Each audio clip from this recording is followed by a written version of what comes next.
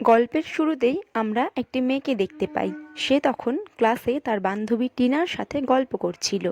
তখন সেখানে সারার বয়ফ্রেন্ড স্কাইলার আসে, কিন্তু সে তাকে ইচ্ছে করে ইগনোর করেছিল, কারণ তাদের ব্রেকআপ হয়ে গেছিল। ক্লাস ছুটির পর সারা স্কাইলারের কাছে যায়, কিন্তু স্কাইলার সারাকে তখনও ইগনোর করছিল, কারণ আগের দিন তারা যখন দেখা করেছিল তখন স্কাইলার ইন্টিমেট হতে চাইলে সারা বারণ করে দেয়। এরপর থেকে স্কাইলার ঠিকঠাক কথা বলছিল না সারার সাথে। কিন্তু সারা তার বয়ফ্রেন্ডকে অনেক ভালোবাসে, তাই সে রাত হলে স্কাইলারের রাগ ভাঙাতে স্কাইলারের কাছে যায়। আর সেখানেই তারা দুজন ইন্টিমেট করে, কিন্তু ইন্টিমেট করার সময় স্কাইলার অনেক অদ্ভুত আচরণ করছিল। যাই হোক, পরের দিন সারা আর স্কাইলার দুজনেই খুব কনফিডেন্স নিয়ে কলেজে আসে এবং তারা সবার সামনে কিস করতে যাচ্ছিল। কিন্তু তখনই হঠাৎ করে সারা বমি করে দেয় এবং তাদের রোম্যান্টিক মুহূর্তটা নষ্ট হয়ে যায়। কলেজ শেষে সারা যখন তার বান্ধবীদের সাথে বসে খাবার খাচ্ছিল, তখন হঠাৎ করে সারার পেট ব্যথা শুরু হয়। তাই দেখে তার বান্ধবী টিনা তাকে বলে, কী ব্যাপার, তুমি আবার প্রেগনেন্ট হয়ে গেলে নাকি? কথাটা টিনা মজা করে বললেও রাতে বাড়ি ফিরে সারা প্রেগনেন্সি কিট দিয়ে টেস্ট করে এবং টেস্ট নেগেটিভ আসে। আর তাই সে নিশ্চিন্তে ঘুমিয়ে যায়। কিন্তু পরের দিন সকালে যখন সারার ঘুম ভাঙে, তখন সে দেখে তার পেট অনেক ফুলে গেছে। এটা দেখেই সারা আবার তার প্রেগনেন্সি কিট দিয়ে টেস্ট করায় এবং দেখে এখন পজিটিভ এসেছে। সারা বুঝে যায় যে সে প্রেগনেন্ট, কিন্তু এক রাতের মধ্যে কিভাবে সে প্রেগনেন্ট হয়ে গেল তা সে কিছুতেই বুঝতে পারছিল না, এবং সে কি করবে সেটাও বুঝে উঠতে পারছিল না। ঠিক তখনই সে বুঝতে পারে তার মা তার রুমে আসছে, এবং এই অবস্থায় তার মা তাকে দেখে নিলে সে কি জবাব দেবে, তাই সে জানালা দিয়ে বাইরে গিয়ে মার থেকে লুকিয়ে যায়। সারার মা সারার রুমে এসে সারাকে দেখতে না পেয়ে আবার তার রুম থেকে বেরিয়ে যায়। সারা তখন বাড়ি থেকে বেরিয়ে তার বান্ধবী টিনার কাছে আসে, এবং টিনাও সারার সব কথা শুনে কিছুতেই বিশ্বাস করতে পারছিল না। কিভাবে এক রাতের মধ্যে সারা প্রেগনেন্ট হয়ে গেল, কিন্তু তবুও সে তার বান্ধবীকে সাহায্য করার জন্য তাকে একটা হাসপাতালে নিয়ে যায়। তারা অ্যাবর্শন করানোর চিন্তা ভাবনা নেয়। কিন্তু সারা ক্লিনিকে আসার পর নার্স যখন তার পেটের চেক আপ করছিল, তখন সেখানে সাধারণ মানুষের বাচ্চার থেকে একদম ভিন্ন ধরনের অদ্ভুত কিছু দেখা গিয়েছিল, যা দেখে নার্স ভীষণ ভয় পেয়ে যায় এবং সে সাথে সাথে ডাক্তার ডেকে নিয়ে আসে, এবং ডাক্তার তখনই সারার ডেলিভারি করার চিন্তা ভাবনা নেয়। ডাক্তার সারার ডেলিভারি করতে গেলে হঠাৎ করে সারার পেট থেকে অদ্ভুত ধরনের এক ক্রিয়েচার বেরিয়ে এসে মুহূর্তের মধ্যে ডাক্তারকে মেরে ফেলে, এবং ক্রিয়েচারটিকে দেখে সবাই ভীষণ ভয় পেয়ে যায়। তারপর ক্রিয়েচারটি রুমের চারিদিকে ঘোরাঘুরি শুরু করে, এবং ক্রিয়েচারের ঘোরাঘুরির কারণে রুমের সমস্ত লাইট অফ হয়ে যায়। তাই বাধ্য হয়ে সেখানে থাকা নার্স কি হচ্ছে দেখার জন্য লাইট জ্বালে। কিন্তু তখন সারা আর টিনা দেখতে পায় ক্রিয়েচারটি তখন নার্সের মাথার ওপরেই বসে আছে, আর তাকে দেখে পুরোপুরি বোঝা যাচ্ছিল যে এটা পৃথিবীর কোনো সাধারণ প্রাণী নয়। প্রাণীটা নার্সের মাথার উপর বসে নার্সকে পুরোপুরি কন্ট্রোল করছিল। এটা দেখে সারা আর টিনা প্রচণ্ড ভয় পেয়ে যায় এবং তারা বাঁচার জন্য ছুটে বাইরে চলে আসে। তারপর তারা হাসপাতাল থেকে কিছুটা দূরে এসে দাঁড়িয়ে পড়ে। তারা দুজনেই ভীষণ খুশি ছিল, কারণ তারা ভাবছিল তারা মুক্তি পেয়ে গেছে। কিন্তু হঠাৎ করেই সারা দেখে তার পেট আবার ফুলে উঠেছে, কারণ তার পেটে তখনও আর একটা ক্রিয়েচার বাকি ছিল। টিনা তখন সারাকে বলে পুলিশকে ফোন করার জন্য, কিন্তু সারা পুলিশকে ফোন করতে রাজি ছিল না, কারণ সারার ভয় ছিল পুলিশ জানলে সারার মাকেও পুলিশ জানিয়ে দেবে, কারণ সারা তার মাকে ভীষণ ভয় করে। তখন টিনা বলে স্কাইলারকে বিষয়টা জানানোর জন্য, কিন্তু সারা স্কাইলারকেও এখনই বিষয়টা জানানোর জন্য রাজি ছিল না। তাই তারা টিনার বাড়িতে চলে আসে এবং তারা অপেক্ষা করছিল কখন ক্রিয়েচারটি সারার পেট থেকে বার হবে। কিন্তু অনেক সময় হয়ে গেলেও ক্রিয়েচারটি বার হচ্ছিল না। তখন হঠাৎ করে সারার মা টিনার বাড়ি চলে আসে এবং তাকে দেখে সারা তখনই লুকিয়ে পড়ে।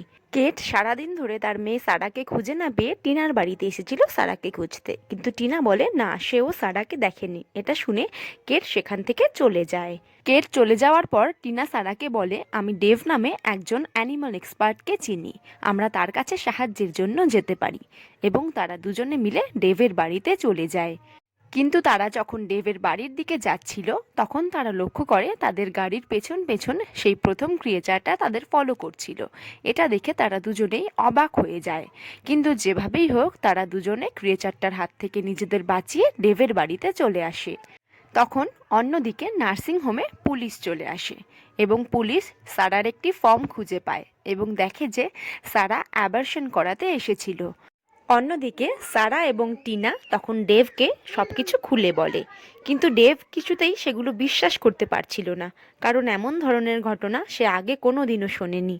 ঠিক তখনই স্কাইলার সারাকে ফোন করে। আসলে সারাকে নিয়ে সে একটি পার্টিতে যেতে চায়, কিন্তু সারা অসুস্থতার বাহানা করে তাকে নিষেধ করে দেয়। তখন ডেভ অ্যানিমাল ডেলিভারি করা একটি ইঞ্জেকশন নিয়ে সারার কাছে আসে এবং সারার সামনে সে একটি মেশিন রেখে দেয়, যাতে ক্রিয়েচারটি বার হয়ে মেশিনের মধ্যে ঢুকে আটকা পড়ে মারা যায়। কিন্তু অনেক সময় হয়ে গেলেও ক্রিয়েচারটি বার না হওয়ায় দেব ঘরে যায় ইঞ্জেকশনের বাকি ডোজ আনতে।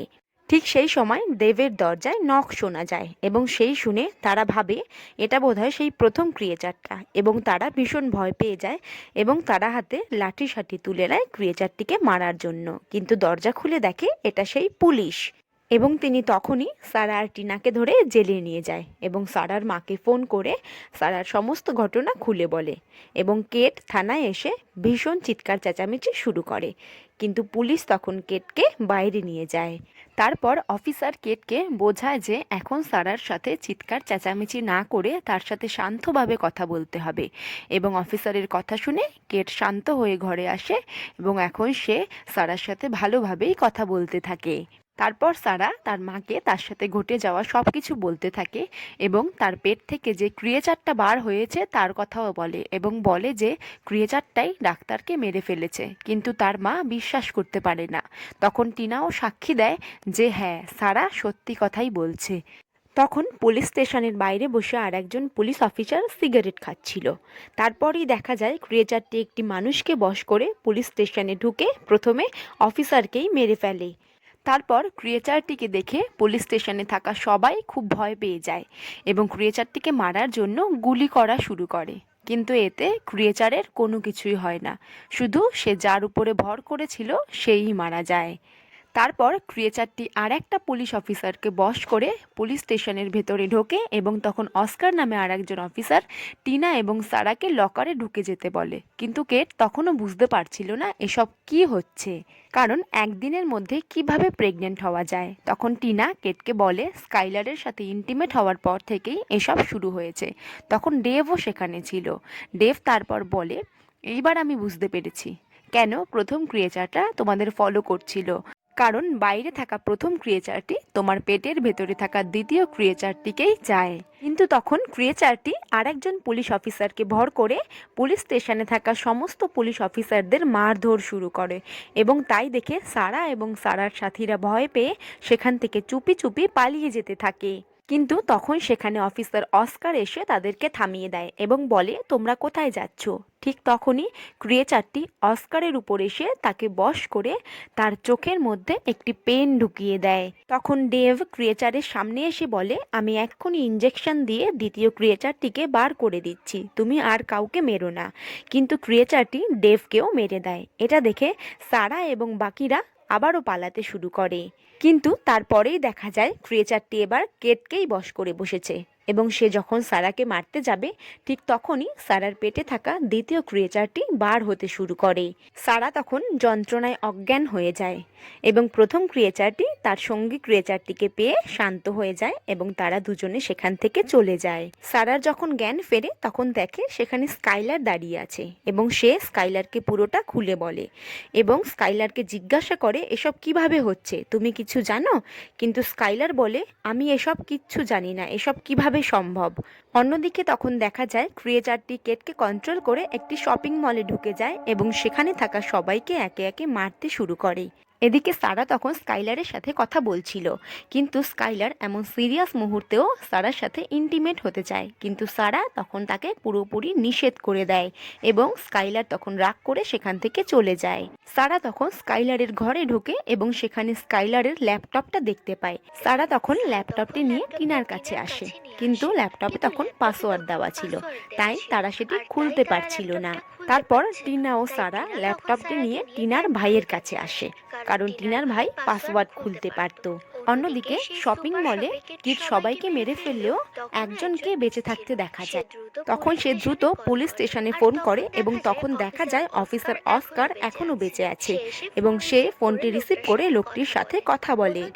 অন্যদিকে টিনার ভাই অনেকক্ষণ চেষ্টা করে তারপর স্কাইলারের ল্যাপটপটি সে খুলে ফেলে এবং তারপর সেই ল্যাপটপে স্কাইলারের অনেকগুলো ভিডিও দেখতে পাওয়া যায়। সেখানে স্কাইলারের মেক্সিকো ট্রিপের অনেক ভিডিও দেখতে পাওয়া যায় এবং সেখানে দেখা যায় স্কাইলার একটি মিউজিয়ামে গিয়ে সেখানে থাকা একটি প্রাচীন মূর্তির প্রাইভেট পার্ট ভেঙে দেয় আর সেখান থেকে কিছু অদ্ভুত তরল বার হয়ে স্কাইলারের সারা মুখে ছড়িয়ে পড়ে এবং সেগুলো স্কাইলারের দেহের মধ্যে ঢুকে যায়।